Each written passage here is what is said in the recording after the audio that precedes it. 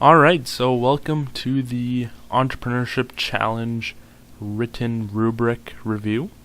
In this video, I'm going to talk about a lot of the different components of the written document, what's expected of you, and hopefully that will give you a better idea as to what to make sure what to be sure you include in your written document, and maybe some things that you don't need to include as well.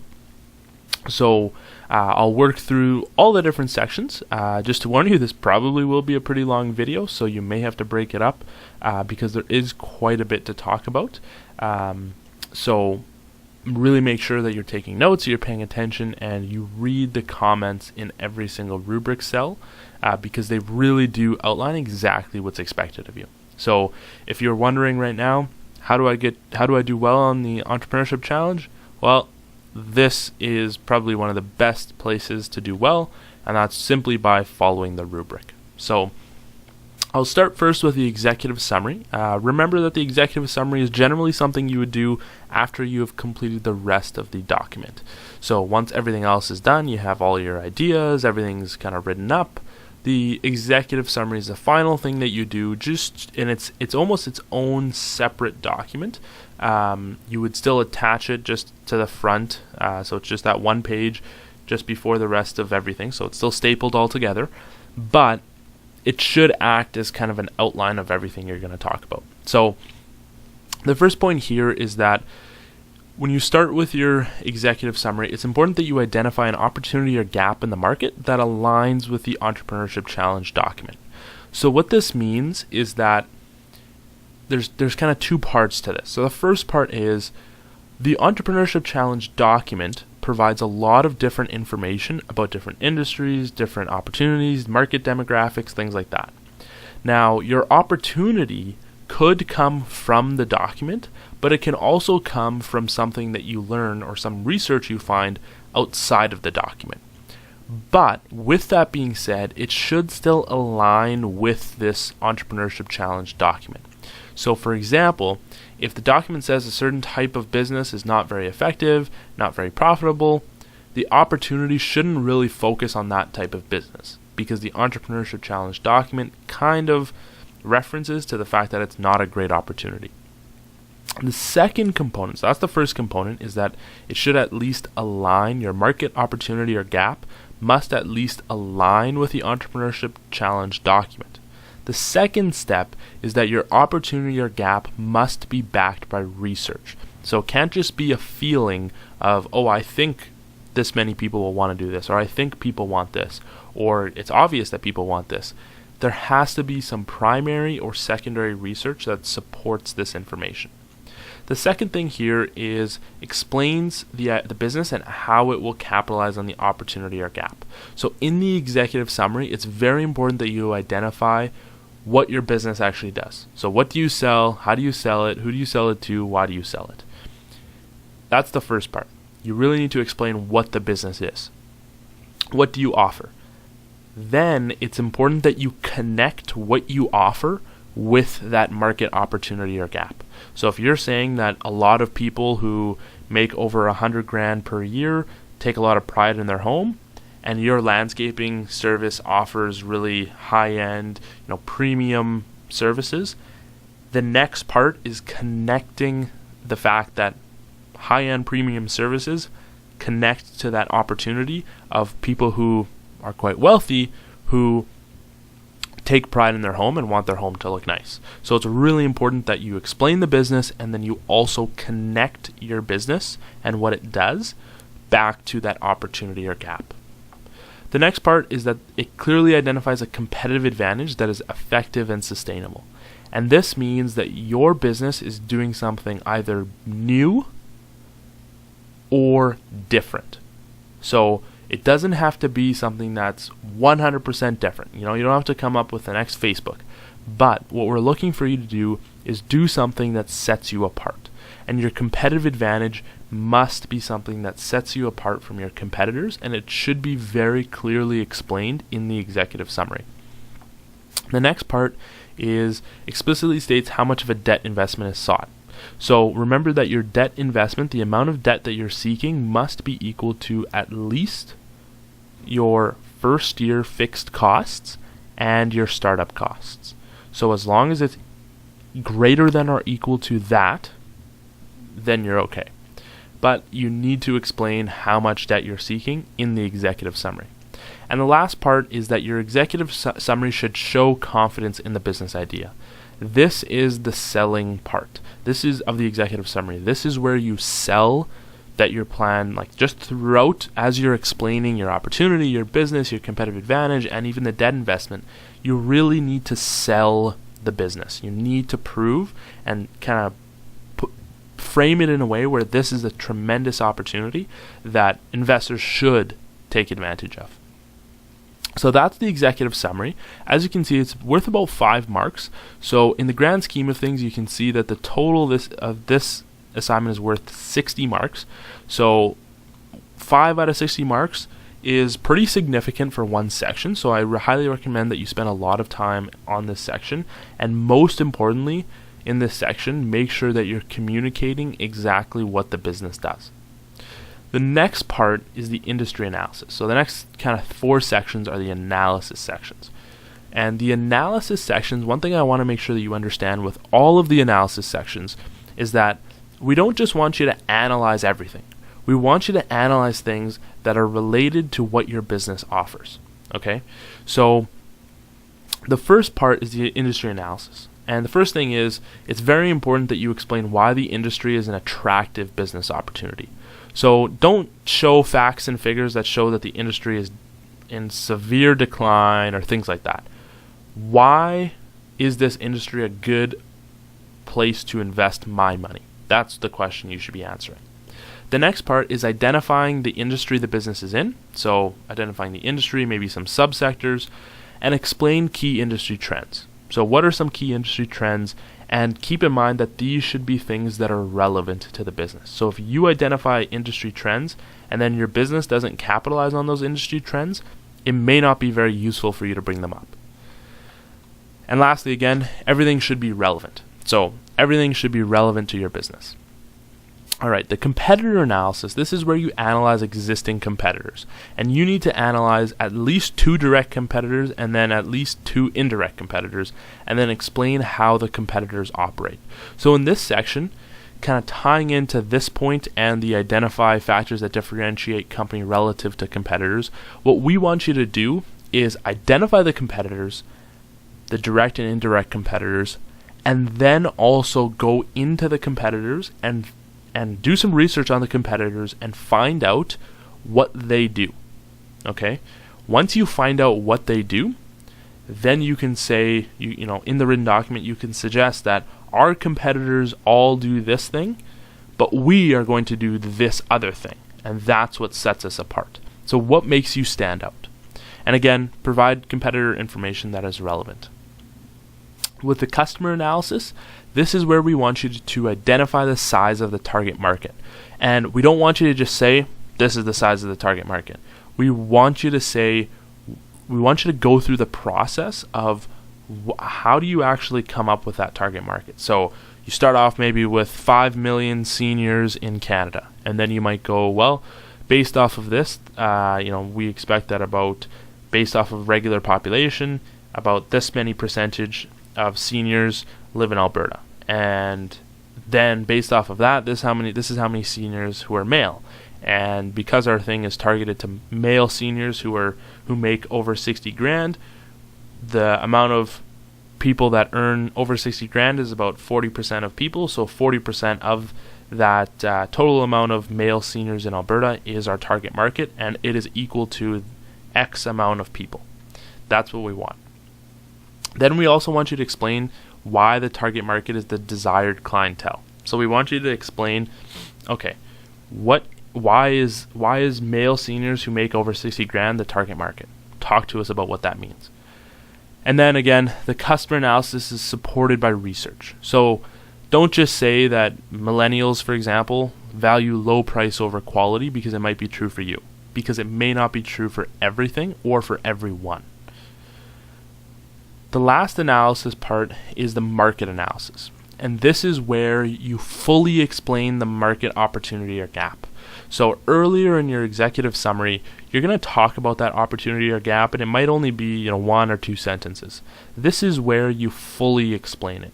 So you might explain how you did your primary research, or maybe you talk about a few of the different sources you got from secondary research, and you explain why this market or opportunity or gap exists, and talk about some of the statistics and evidence you found related to it. This is very important because this can kind of make or break whether or not we believe your market opportunity or gap is legitimate. And again, it has to be supported by research. So don't just base it off of what you feel is true, base it off of what is actually true. Okay, the next part is the idea walkthrough. So the first part of the idea walkthrough is we want you to explain the business. So before you even get through kind of the sample walkthrough from the different perspectives, we want you to explain the business again. So you've explained the business in the executive summary, kind of in short form. You haven't really talked specifically about it that much in the analysis, but in the idea walkthrough, you need to explain what the business does. So what do you actually do? If you're a landscaping service, in your executive summary, you might just say we are a landscaping company that provides high-end and premium landscaping services to these types of clients. In the idea walkthrough, you would fully explain your business idea and how it works. So you would talk about, okay, here's our landscaping company. We offer 3 different types of services. There's this, and there's this. And under each service, we do this, this, and this. So it's kind of a full explanation of the business idea, and we want you to use simple terminology. The next part is the sample walkthrough from the customer perspective and the company perspective. We want you to keep these 2 things separate. So we want you to have one section where you talk about the sample walkthrough from the customer perspective. So this means, what does it look like from the customer perspective when they purchase goods or services from your business? So for example, if we have a landscaping company, what does the customer do in order to get landscaping services? So this can be written out in like step-by-step form. It can be step 1. Customer goes onto our website and clicks on the Contact Us page. Step 2, customer makes an appointment with one of our estimators. Step 3, customer meets with estimator at their home at the time that is convenient to them. Step 4, customer decides whether or not they agree to the services offered, and if agreed, sets up dates that work for them for the landscapers to actually come and do the work. Step 5, customers are provided with virtual updates on exactly what's happening in their yard while the landscapers are present. Step 6, the customer does a full walkthrough of the landscaping services once everything is completed. Step 7, customer provides payment online through the website. That's one example. Now, we want this to be separate from the sample walkthrough from the company perspective. From the company perspective, we want that to look like, okay, what does it look like on the back end? So when a customer, if we're looking at the landscaping company, when a customer submits their contact information to meet with an estimator, what happens? Well, step 1, the estimator, maybe the operations manager, sends the information to one of the estimators. Then the estimator calls the customer and sets up the appointment.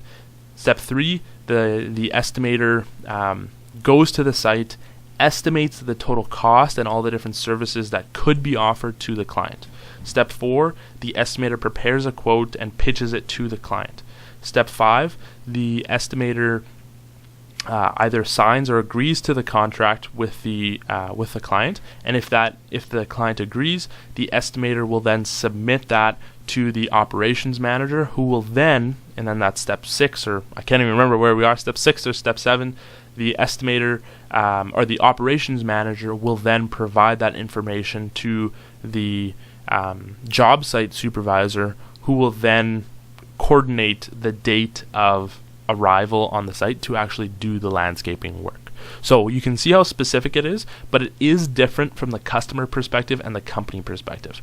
And it helps us to really understand your business when we can see what's happening. So again, the idea walkthrough has two major components. Number one, the full explanation of the business idea and how it works and what you do, and then the sample walkthroughs, one from the customer perspective and one from the company perspective. The idea walkthrough section may be 2 pages, it might be 3 pages, it could be 1.5 pages. It depends on your business and how complicated it is, but this is where you really need to explain everything. The next section is the company. So the company is very simple. This is where you talk about your mission statement. It's only worth 1 mark. Don't overthink this. You'll get the mark if your mission statement is clear and ethical and aligns with the rest of the business. Alright, the operations is the next section, and as you can see, it's worth a lot of marks. So the operations, when it comes to the operations, the first thing we want to talk about is a full overview of operations is outlined with all pertinent information. So it's very hard for me to tell you exactly what to include here, but this is your overview of operations. This is where you talk about some of the big picture things. So where is the product manufactured? How does it get to the retailer? Things like that. Then you have to provide a comprehensive outline of day-to-day operations. So this is very, very specific of at 9 a.m. we do this, at 9:10 a.m. we do this, at 10:30 a.m. we do this, or it could be as a little bit broader as on Monday we do this, on Tuesdays we do this, on Wednesdays we do this. So it's a full outline of the day-to-day operations of what everyone does throughout the week or throughout the day. Again, when it comes to these two parts with the overview of operations and the day-to-day operations, it really depends on your business. So you will have to figure out what is important to discuss, but it's very important that you're as detailed as you possibly can be. Okay, and this is where I would recommend looking at some of the sample written documents that are posted, because they can show you some of the specificity that you need in order to do well in these two sections. One way that I would suggest as kind of a good technique for this is to write out in point form, maybe on a whiteboard, everything that you think needs to be discussed in the operations of your business. Then, as you write, cross off the things you've talked about, and there will probably be some things that you didn't talk about. Go back and fit those things in, and then at the end, have someone else who didn't write the operations actually review the operations and make sure everything makes sense. The third point with operations is that you need to explain both the short-term and long-term goals through quantitative and qualitative metrics. So short-term goals should be things like within the first months or the first year. Okay, so these would be things like market reach, which could be quantitative. It could be sales, which is quantitative, or it could be qualitative, like maybe the number of partnerships you're going to get, or what types of quality you're going to provide, or how satisfied your employees are, or things like that. So those short-term goals should be quantitative and qualitative, and then the long-term goals should be things within the first 2 to 3 years of the plan, and should be very similar to the types listed above. So again, long-term goals that are quantitative and long-term goals that are qualitative. The next part is identifies all resources required for the implementation of the operations plan. So there's a lot of different ways to do this. There's kind of 2 different ways you could do this. The first way is to make sure you're including all of the resources as you talk about the operations. So for example, if you're talking about the overview of the operations and you're talking about the manufacturing process, and you're saying that the product is manufactured here, and then it's shipped here, and then it's shipped here, and then it goes to the client. One way you can identify all the resources is by actually citing and putting the cost as you go along. So for example, you could say the manufacturing cost, we start by shipping the product directly from the manufacturer to our warehouse. It costs this much to make the product, and the manufacturer will charge us this much, and the shipping cost is this much to our warehouse. Once it enters our warehouse, we have to store it, and etc., etc. So you're really identifying those resources, all the costs, all the different things that are required. So if it's any equipment to build anything, any employees, things like that. That's one way you can do it. You can include all those resources as you explain the operations. The second way of doing it is to actually just have a section in your operations that says resources required for implementation, and then you would simply list out all of the different resources and where they come into play. For example, you might say equipment, and then in a subheading you would say we're going to need two of these machines, 2 coffee machines, 2 coffee roasters, a latte machine, etc., etc. So you can explain it in that way as well. The fifth point here with operations is that the timeline for the business is logical, feasible, and reasonable. So what we want you to do is, you can include your timeline throughout the operations, but you should have some timeline at least in your appendices. And the reason for this is because it helps to give us a really clear idea, but at the same time we also want this to be feasible and reasonable. So if you're saying that you're going to build your app in 3 months, it's probably not going to happen. So really research what is a feasible amount of time and figure that out before actually creating the timeline. The next part here is that the operations plan provides a detailed understanding of how the business will achieve success. So this is just an overall mark where if you identify everything, pretty much everything that needs to happen in your business, then you will get this mark. So it's hard to really point it out, but this is a mark that you would get just from communicating everything really well and not having any missing information. And again, to reiterate, I would highly suggest that when you're building your operations plan, write it out, send it to someone else, and have them read it and point out what things were not discussed, and then you can add in that information later. Okay. So the next part is the human resources section. So the first one is that an organizational chart is drawn. So what we want you to do is we want you to put up an organizational chart in the appendix, okay? And it must be referenced to in the document. So we want you to have an organizational chart in the appendix that it doesn't have to include a lot of information, but it just shows us a picture of where everyone is in the business. The second mark here is that employee roles and duties are explained. So this is where in the actual written document, not in the appendices, but in the written document, the major roles and duties of all employees should be outlined. So what is the role of this person? So are they the chief operating officer? Are they the chief executive officer? And then what are their duties? What are their responsibilities? Okay, and that should be written out in the actual written document, and then you can reference to your organizational chart that should be in the appendices. And remember that all team members must be a part of the business for all 3 years and must be paid minimum wage.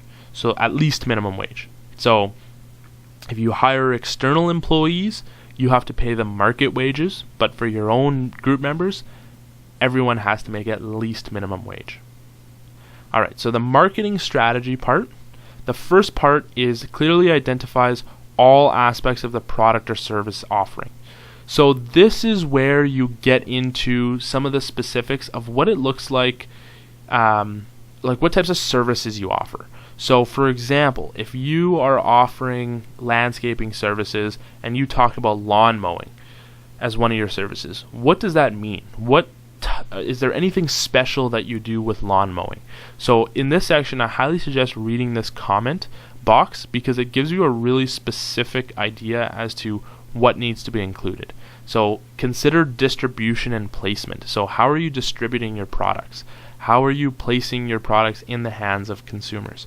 So I highly suggest that this is a part where you read the rest of your document and you figure out maybe what wasn't explained about your product or service offering. So maybe it's like specifics about how the technology works or things like that, or specifics of like what type of service you offer and like very detailed parts that maybe you didn't feel fit anywhere else, this is where you can put this.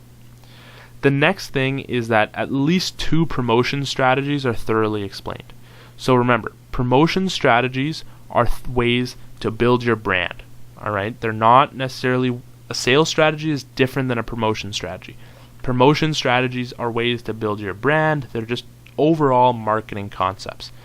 So whether it's putting sample posters or sample flyers in your appendices, that can be one way of really making sure that you explain these strategies. But it's very important that your promotion strategy is not just very short of we're going to hold an event or we're going to hold this event. You really need to outline what the event is, who's being targeted, which of your staff is carrying out the event, how much will the event cost, why is the event being done, what results will we achieve from the event, and what are some samples of what this event will look like. So that's an example. But look to the seminar slides to find out a little bit more information about what are some good examples of promotion strategies. And the one thing I want to make sure you remember is that if you're using social media or if you're using word of mouth marketing, a specific campaign must be utilized. So you can't just say that you're going to use social media or that you're going to use word of mouth marketing. Social media and word of mouth marketing are useless unless you actually do something to create talk or buzz. So that could be either a video of campaign that you put up where you get people to share the video on social media. That's one example, but there's lots of different ways to do this, and I want you to look at the seminar slides to find out more information about it. The second point here is promotions are effective at attracting the stated target market. So you mentioned your target market earlier in your customer analysis. I would say at this point you should probably very quickly just re-explain it and bring up your target market again, but make sure that your your marketing strategies, your promotion strategies clearly relate and target that target market. So if you're looking at trying to reach seniors and you're selling to seniors, maybe social media is not, like a social media campaign is not the best way of doing it. Promotion timelines and logistics are clear and feasible. So again, when you're talking about like promotional events or even if it's just flyering, have a really specific logistical plan of how your business will actually do this. And lastly, your pricing strategy. So it's really important that you explain the pricing model. So you talk about, what your pricing is, and you may have mentioned your pricing earlier in the document or anywhere in your document, but this is where at least you explain it. So you might come back and say, okay, remember we talked about how our pricing model was this? Well, this is why it's like that. So that's the marketing strategy. The next section is the sales strategy. Now with the sales strategy, again, we want you to identify at least 2 sales strategies and thoroughly explain them. Look to the seminar slides to make sure that you're identifying sales strategies in this section. And again, sales methods are effective at actively reaching the stated target market. Remember that sales methods actively push the business out to the target market, not just build a brand. So your sales strategy should be really getting your product or service into the hands of your customers. And remember, when it comes to thoroughly explained, this means outlining exactly how everything is going to be carried out. All right, almost done. So we have a little bit left, but I'll wrap this up pretty quickly. So the financial section, the first part here is that sales and revenue estimates are accurately based off of the analysis, marketing, and operations plan. This is pretty much just saying that we just want to make sure that your sales and revenue estimates seem feasible. So when we talk about capture rate, remember when we talk about how many customers your business is going to have, there's kind of 2 ways to do it. One way to figure out how many customers your business is going to have is to look at other market share of competitors and then make a reasonable estimate as to how much market share you think you will be able to get. So if McDonald's has 14% market share and you're opening up a fast food restaurant, you probably are maybe going to have like less than 1% market share, considering McDonald's only has 14%. So based off of that, your capture rate could probably be less than 1% and you'd be okay. The second way of figuring out how many customers you're going to get is you can actually just use reasonable numbers and then work backwards to find your capture rate. So if you're starting a landscaping company and you feel like you probably, based off of like reasonable numbers and looking at some research, you think you could probably only get like 110 clients in your first year, or maybe even just like 50 clients in your first year. Work backwards and say, okay, if we get 50 clients in our first year, we can take 50 and divide that by our market size, and that will give us our capture rate, and in a percentage. And that is one way you can figure out your capture rate, but we just want to make sure your sales and revenue estimates seem feasible. The next mark here is that you clearly explain your startup and one-time costs associated with the business. So remember, you may reference to charts in the appendices. So in your, you have your financial model. We don't want you to just throw the financial model into the written document. The best way of doing this is to actually explain your startup costs in the document part, in the written document part of your written document, so the actual body of your written document. So explain, okay, this is the startup, this is the equipment we're going to buy. Why are we buying this equipment? Well, we're going to buy this because of this, this, and this. So you explain what you're buying and why you're buying it, and then reference that to maybe a chart or a graph in the appendices that has all of your startup costs listed. We want you to do the exact same thing for direct labor and materials costs. So really just outline, this is your direct labor, or this is our direct labor costs, these are our direct material costs, and then reference to a chart in the appendices.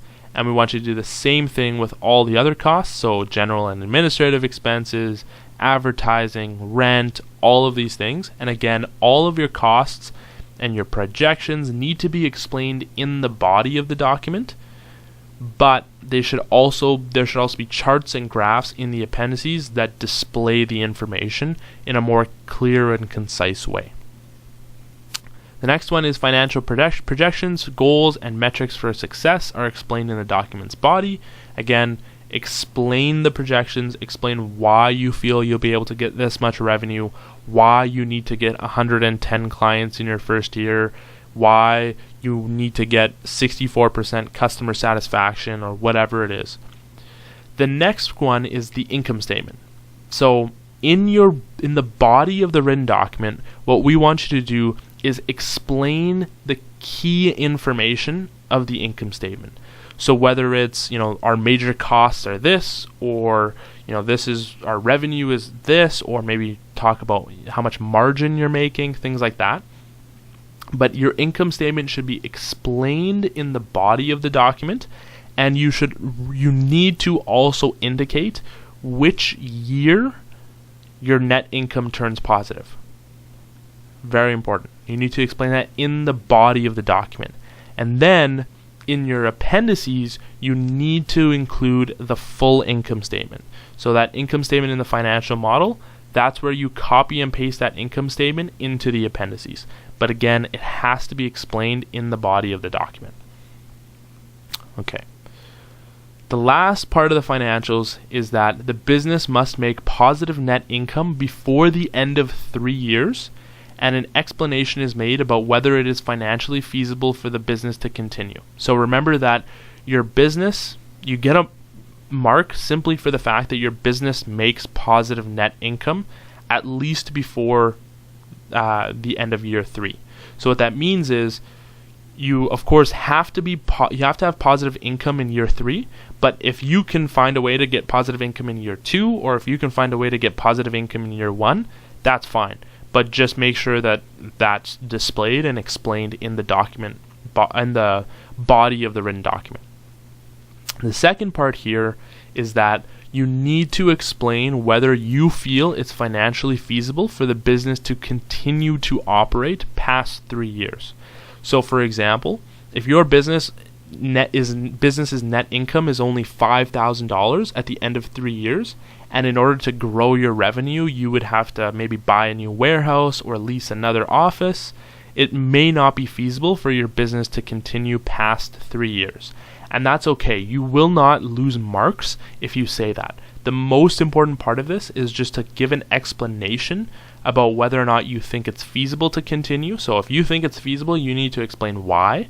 So maybe talk about the different growth opportunities, talk about how although your net income is only $10,000, generally companies in this industry don't make a lot of net income, things like that.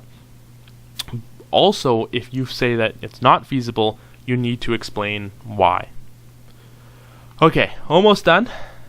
So the last thing, I'm not going to go through risks very much, but remember, you need to identify at least 2 risks, provide a trigger, which is a quantitative trigger, so a certain percentage or a certain number for every single risk, and then a unique and detailed mitigation plan for each risk. So I won't go through all of that because you should remember it from the case. The last few things are the package appearance. So first of all, the document made use of effective page requirements. So this is where you need to look to the assignment outline and the formatting guidelines, the assignment outline, to make sure that your document doesn't exceed the maximum page limit for either the body of the document, so that's maximum 25 pages, or the appendices, which I believe is maximum 7 pages. So look to that and make sure your document does not exceed that. If there's any writing that exceeds the page limit, it will not be marked. So if you write it, if your team writes 26 pages in the document, you will lose this mark, and the 26th page will not be graded. You need to provide an accurate table of contents, and your pages must be numbered. The package must look professional, and very important, you need to have headers that are separating each section. So that means in the different parts of the document, whether it's financials, whether it's operations, whether it's company, you need to actually have headers that say market analysis, and then talk about the market analysis, and then have another header that says customer analysis, and then talk about customer analysis. It's very important. The second thing here is all appendices must be referenced.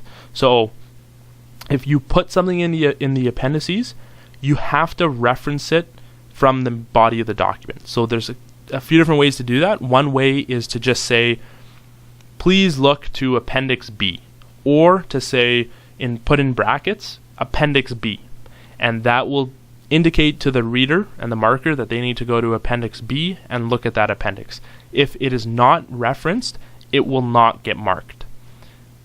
Also, your package that you hand in, your written document, must be coil bound with a black back and a clear front cover, which can be found and can be done, at Subprint. Grammar and tone must be professional throughout. So again, you can use the terms we because it is your business, but we want you to make sure that everything is professional and as if you're actually submitting this to investors. References, citations are completed as per the citation guide, so make sure you look at the citation guide. Formatting guidelines. If you violate any of the formatting guidelines, you will automatically lose 5%. So please look at the formatting guidelines and make sure you submit everything 100% accurately. And lastly, the late penalty. This is very important. There's 2 components to this. The first one is you have to submit your written document through the ULearn submission link. And that is due on Wednesday, November 29th at 12 p.m. noon. If you do not submit it by 12 p.m. noon on November 29th, you will automatically lose 10%. That's the first part. That's one way you can lose 10% if you do not submit your electronic version on time. The second way you lose 10% is if your hard-written document that's coil bound with a clear cover and a black back, if that is not provided at the beginning of your presentation, you will also lose 10% immediately. There are no exceptions, and your online submission must match your written document submission, your hard copy submission, and if it doesn't, you will also lose this mark. So it's very important that you do not submit this late. make sure you submit it early, at least 10 to 15 minutes before noon, because the system can glitch. So very important that you submit it on time online, and also you bring your hard copy on time as well, otherwise you will lose 10%. So that is the entire written document. As you can see, it's out of 60 marks, and there are a lot of different marks. But if you follow this rubric to a T, I can guarantee you will do well. So just make sure that you follow the rubric, you look at the comments of each cell, maybe review this video if you need explanations on anything, but really important that you follow the rubric, okay? I cannot stress that enough. But that pretty much covers the entirety of the written document and everything I need to talk about for that. If you have any questions, please see a seminar manager, come to drop-in office hours, or email biz201@ualberta.ca. Very important that you pay attention very closely to this written document, and I wish you all the best of luck for your document. I'm sure everything will go well and you'll be able to figure it out. But again, if you have any questions, do not hesitate to contact us.